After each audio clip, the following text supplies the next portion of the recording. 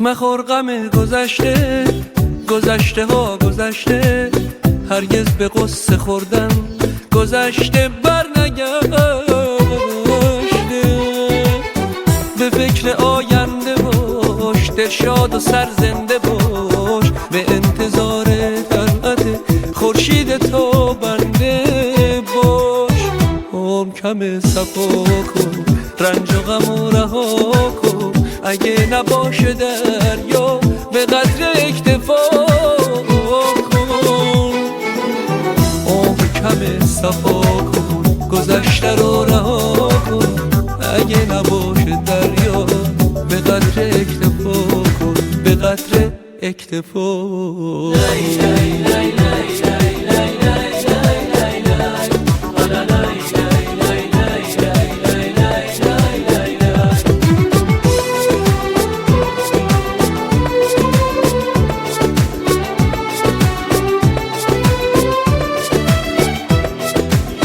قسمت تو همین بوده که بستر گذشته، نکن گلای از فلک، این کار سر نوشته. قسمت تو همین بوده که بستر گذشته، نکن گلای از فلک، این کار سر نوشته.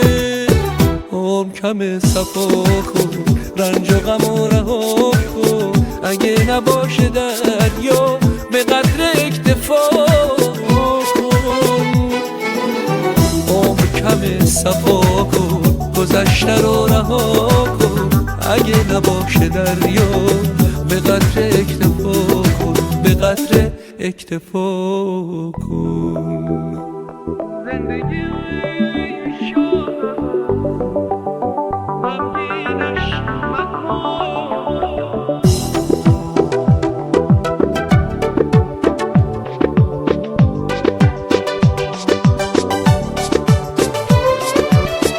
گران میگذره، خواهی نخواهی، سعی بران کن نرود رو به تباهی. مطلب دل را طلب از سوی خدا کن، زان که بود رحمت او لایتناهی.